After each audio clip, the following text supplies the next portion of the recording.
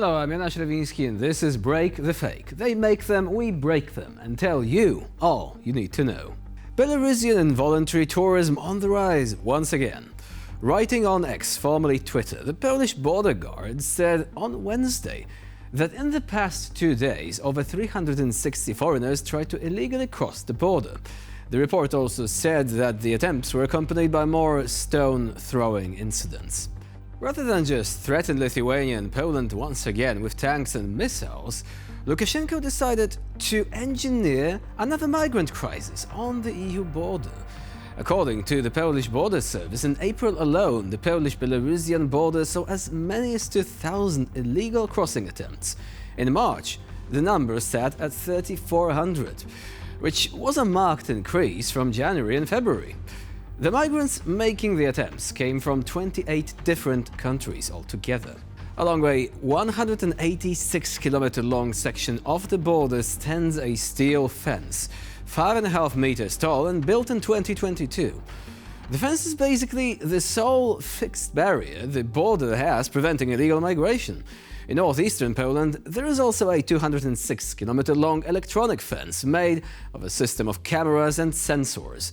But neither of these is a match for migrants equipped with metal-cutting tools and directed by Belarusian border guards to probe for weak spots along the European Union's borders.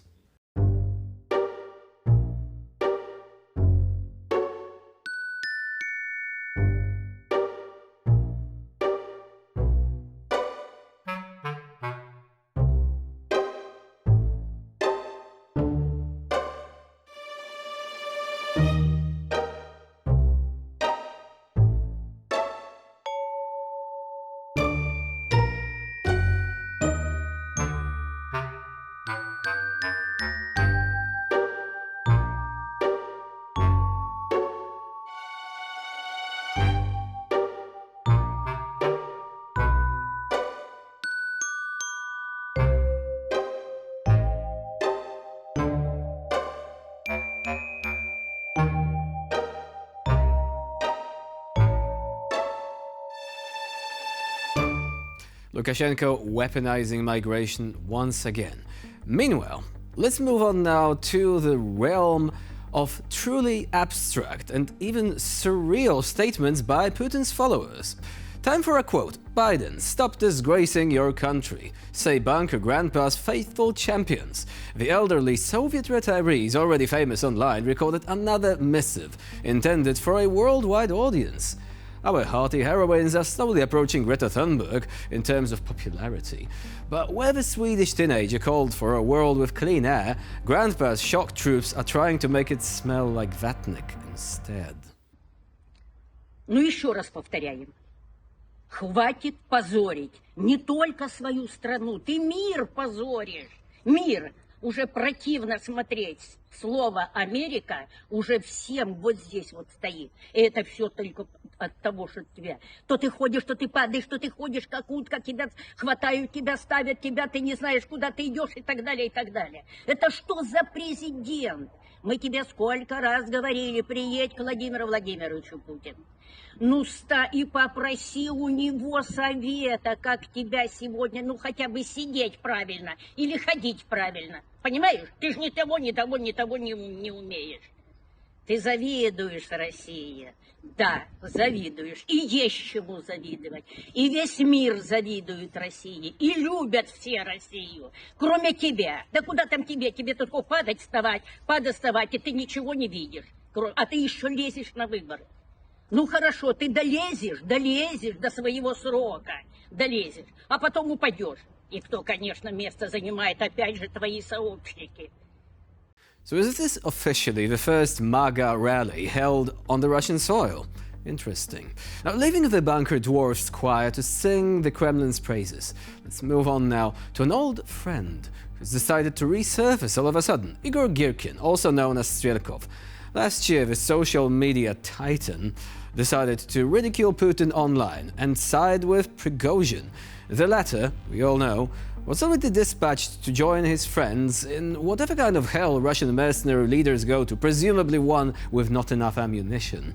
Girkin, on the other hand, still walks the earth at a penal colony. where he's supposed to remind himself who actually runs the show. Girkin wanted to run for president, but he can't live stream from his cell, so the audience of his campaign was limited to a handful of fellow prisoners and guards.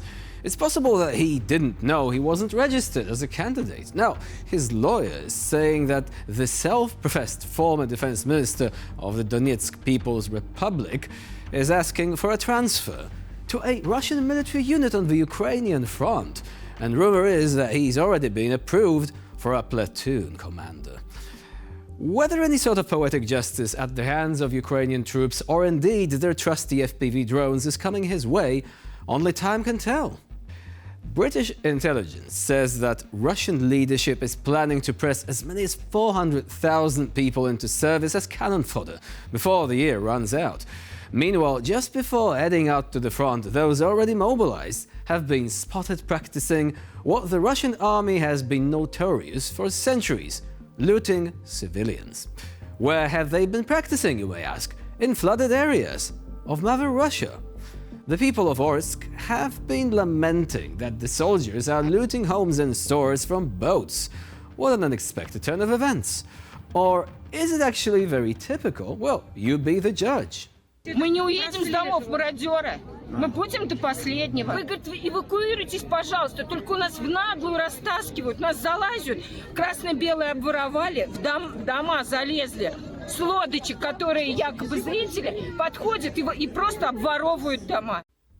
Meanwhile, Orenburg, with a population of 500,000, is following in Orsk's footsteps and slowly finding itself underwater. Russian outlets are reporting that the water level in the Ural River has passed the critical 10-meter mark. The city may be beyond Ukrainian drone range, but it seems that the weather is on Kiev's side, and taking revenge for what Russia has done and is still doing to Ukraine and its cities and power plants, by the way.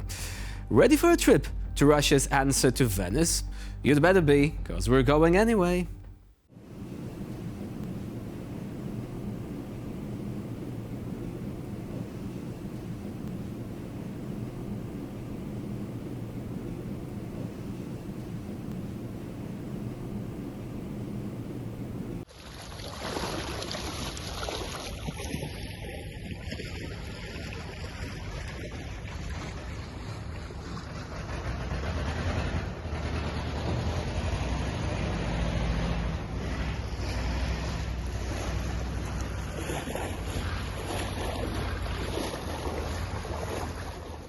As the old saying goes, karma is not a very nice person.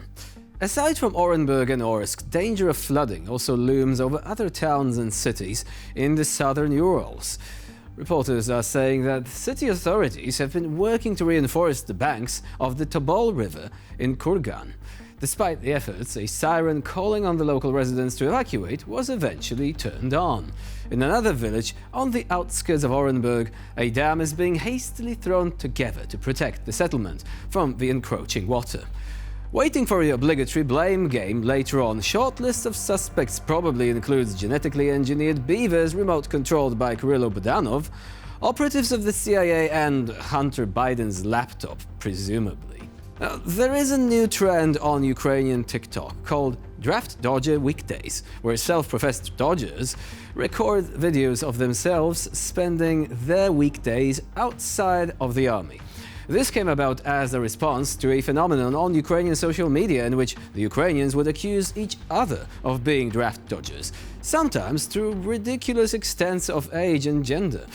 The military then picked up the trend and started recording videos with the caption "on weekdays when you're not a draft dodger."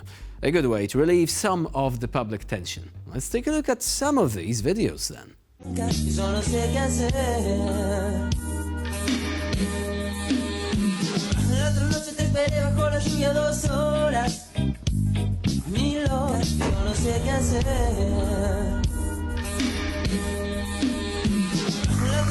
Bajo la lluvia 2 horas, 1000 horas, como un perro, yo no sé qué hacer.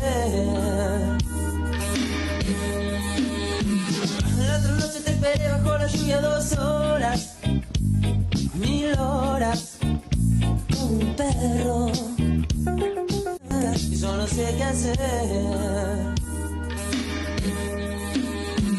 La otra noche te esperé bajo la lluvia 2 horas, 1000 horas.